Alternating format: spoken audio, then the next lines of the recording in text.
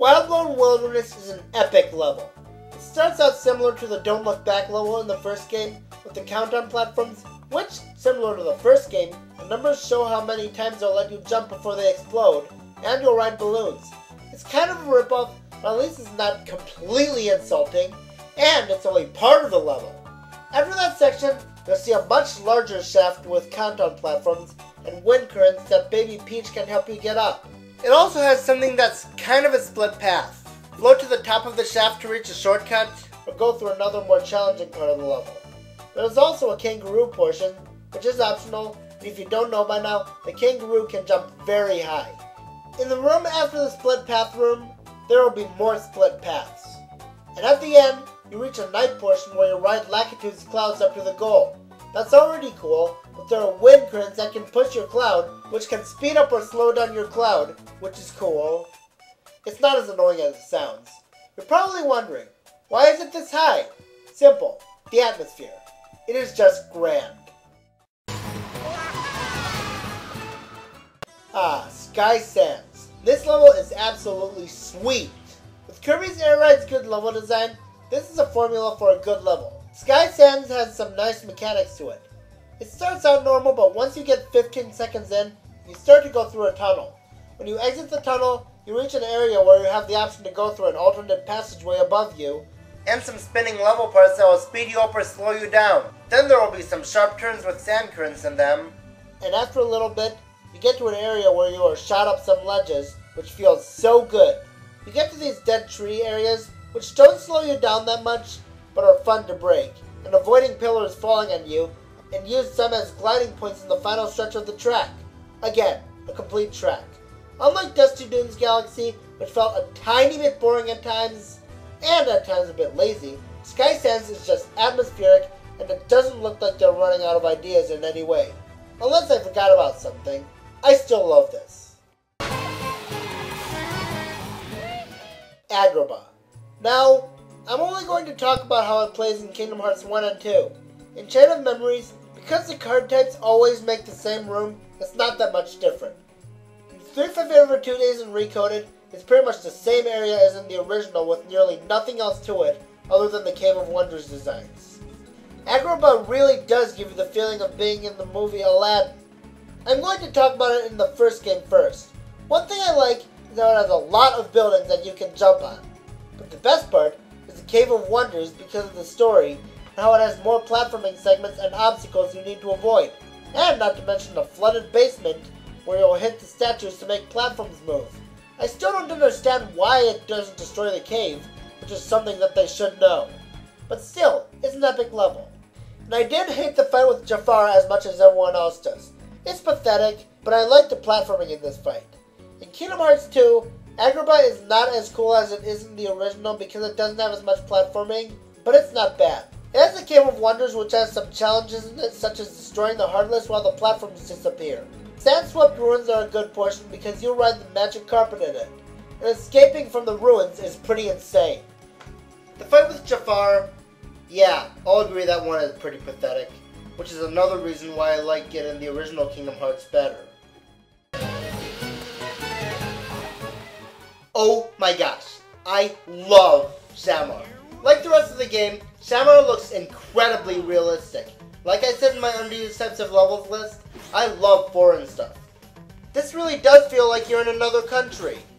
I prefer the day stages over the night stages, but I'd have to say I like both of them.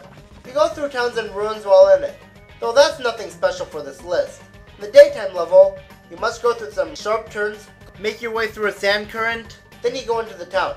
Go through it and cross a bridge with many gorges with stone paths. After that, you must go through ruins that are rising from the sand, and you will go through ruins and cliffs. Run past the gap, then some spike balls, and go through some more sharp turns past canyons while you try to avoid being dragged down by sand currents. Once you get back to Shamar, you will find the goal ring. I wish there were more unique daytime acts rather than just having missions in the area where you play in one single act.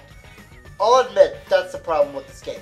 In the nighttime acts, I don't want to explain all the acts. I will say it is where you first use the water barrels, which you can attack fire master enemies without taking damage. And like the rest of the game, the Werehog sections are very satisfying. Though I like the daytime segments better because they are so atmospheric. I don't know what else to say about Shamar other than how enjoyable it is. And if some of you want to say, yes, I know I talked about Sandy Drift's level from Sonic and Sega All-Stars Racing. Yes, I'm including one per franchise. But here's the thing. Just like Smash Brothers is a different franchise than Mario, I count Sonic and Sega All-Stars Racing as a separate franchise. Sandy Drifts originated from Super Monkey Ball anyways, so I can include them both on here.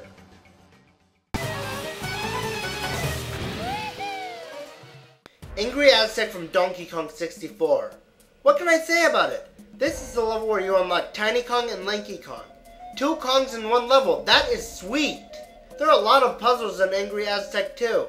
There's so much here, like all the temples. There's the first temple where Diddy Kong has to jump on the tongues of statues, the Llama Temple which has some stuff like being able to play a memory game based on sounds, and most notably, the temple that has different rooms that can only be accessed by their respective Kong.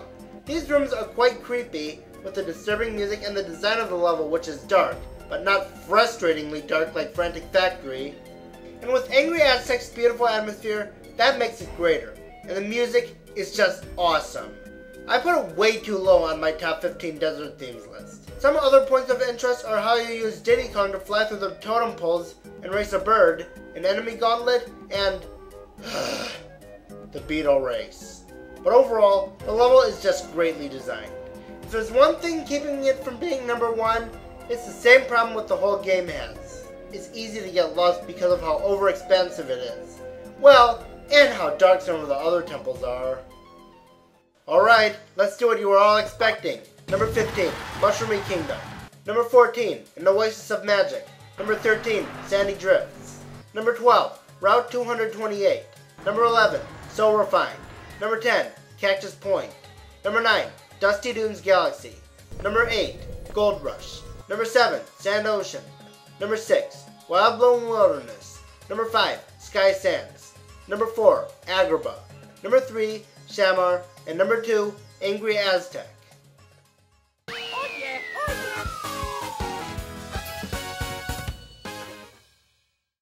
I had to go with my gut, and I decided that the Desert Palace from Zelda: A Link Between Worlds is my favorite desert level.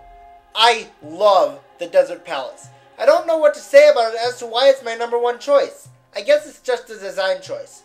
Though you get the main weapon you use in the dungeon before you enter it, there's a lot of fun to be done with it. The Sand Rod, making its return from Spirit Tracks, was already an awesome item to use. Just like then, it raises the sand which will help you get past certain parts.